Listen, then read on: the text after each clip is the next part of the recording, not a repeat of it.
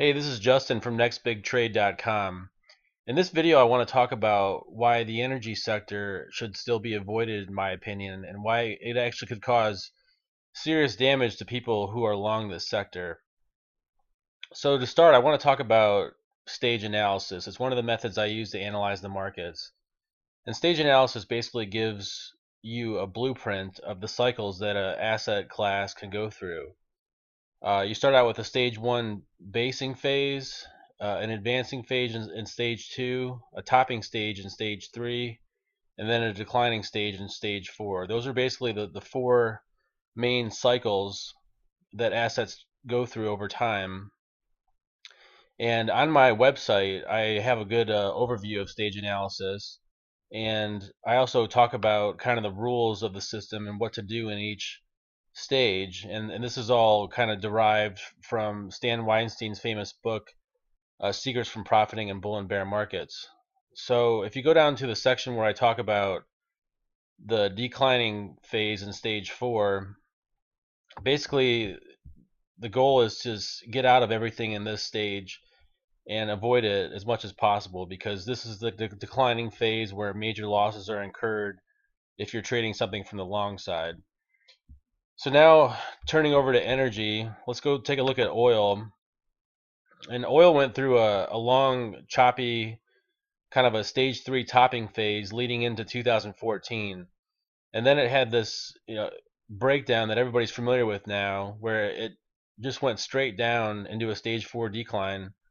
And since early 2015, it's basically been basing. So from visual analysis, we can determine that at a minimum, oil is still in a stage four. Or if you're more, if you want to look at this from a more bullish viewpoint, we could be starting to form a stage one base here, but we're still very early on in a basing transition. So from a stage analysis standpoint, oil is still kind of in a no touch kind of a mode here, and we need more time for oil to base. Looking at energy stocks are actually more correlated to the stock market than people realize.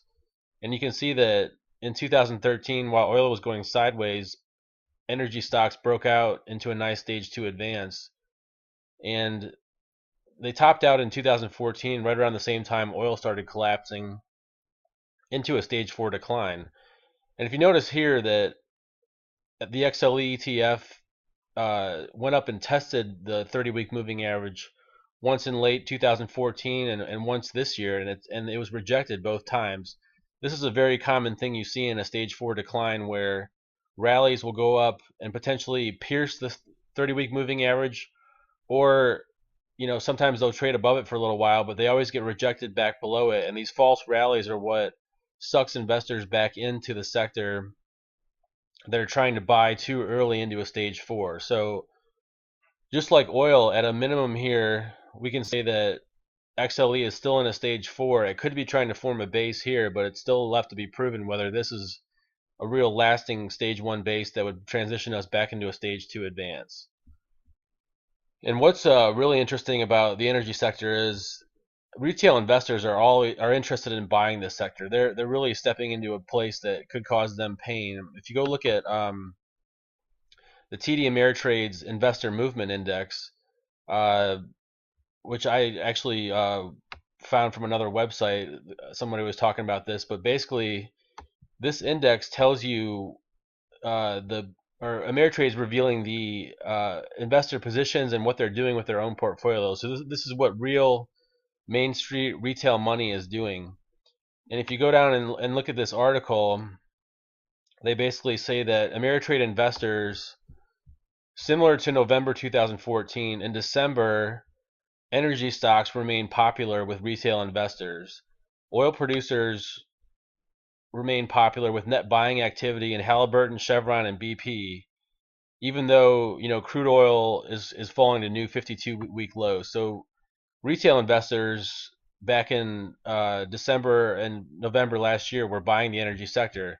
Now I'll forward to the February report from Ameritrade, and going down here we see again TD Ameritrade clients continue to be net buyers of oil producers, BP, Chevron, and Conoco. So retail investors are, again, this is the report for January. They're still buying energy stocks, and I'm going to show you one more report. This is the latest report from Ameritrade. It's 1 month behind what their actual data. So for the March report, they say oil producers remain popular yet again. Uh, Exxon, Chevron were popular among Ameritrade investors. So basically, Ameritrade investors are buying the stage 4 decline in oil stocks, and you know they're probably just averaging into losing positions, but they could be in trouble if this stage 4 decline keeps going. If you want to talk about trading psychology, I would put somebody investing in energy right now in kind of like this is a cyclical roadmap of how, like, the emotions investors go through as an asset goes up and goes down, and once you hit the euphoria of a bubble top, you start getting anxiety, denial, and fear as something starts going lower, until you go into like a panic or a capitulation phase. And I would put, energy investors are probably more in like a anxiety or denial period right now, where they're sitting on losses, but they're trying to average in still, and they haven't panicked yet, and they haven't really gotten disgusted with their positions yet either, which is what happens typically in a stage 1 bottom. So one more thing I'd like to show you is that on my website I give a stage analysis report where I show you, what stage all individual sectors are in and stocks. And in my latest report, 98% of oil and gas explorers and producers are in a stage 4 decline, and down here, 84% of oil and independent gas producers are in a stage 4 decline. So this sector is totally in a stage 4, and according to the rules of stage analysis, should be avoided. So going back to the chart, let's look at it again real quick. The idea is that we don't know when the stage 4 decline is going to end, and we need to see actually a basing phase and then an advancing stage back up above the 30-week moving average to get interested in this sector. So in my opinion, it's a no touch. One last thing to look at is the chart of gold, because gold is much further along in its stage 4 decline than oil. You can see from a chart of gold that it went into a stage 3 top all the way back in 2012, declined in 2013, and then it's really been kind of in this basing phase for almost 2 years now. I mean, the decline has tapered off, and you've actually seen more trading above the 30-week moving average, which signals to me that this is more of a basing phase. In my own personal trading, I got caught trying to get back into gold a little bit too early back in 2014, and you pay the price because the stage 4 and stage 1 still aren't complete yet. So when you're investing in a stage 1, you're basically wasting time, because you're not really losing a lot of money, but you're wasting time, as the asset trends sideways and does nothing for you. So stage 4 and stage 1 are to be avoided, is basically the bottom line. I hope you like this video. Thanks a lot.